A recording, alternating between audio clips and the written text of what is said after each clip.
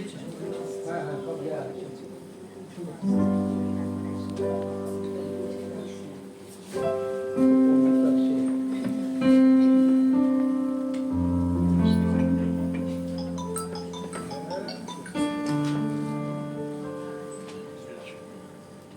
অপূর্ব সন্ধে নেমেছে, যেন কোনো অনাদিকালের সন্ধে।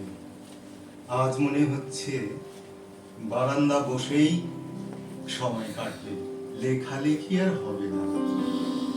বিশ্বকবি রবীন্দ্রনাথ, আপনি আমার নমস্কার গ্রহণ করুন। আপনার লেখা পড়তে আমি খুবই ভালোবাসি। সত্যি কথা বলতে কি, আপনার লেখার একজন বড় ভক্ত আমি। তাই? হ্যাঁ, তবু আপনার বিরুদ্ধে আমার একটা মস্ত বড় অভিযোগ আছে। অভিযোগ? হ্যাঁ, আর সেই জন্যই আজ আমরা আপনার কাছে এসেছি। আপনি কে বলুন তো? যেন চেনা চেনা মনে হচ্ছে, কিন্তু ঠিক চিনতে পারছি না। বাইরে নয়, আসুন, ভেতরে আসুন, আপনাকে আলোয় দেখি।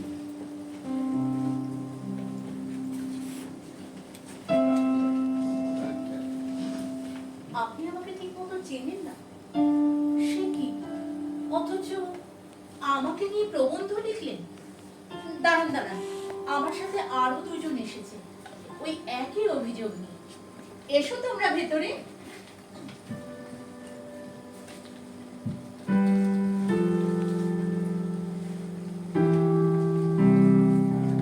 আপনি আমাকে চিনতে পারছেন?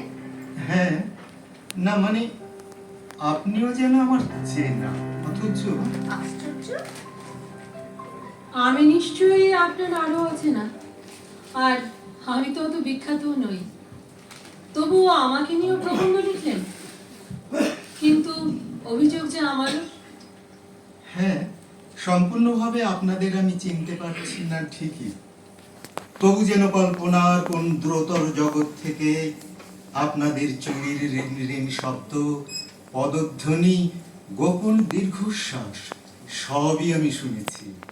আমার খুব কাছের মনে হচ্ছে। অনুগ্রহ করে যদি বলেন আপনারা কারা? আমি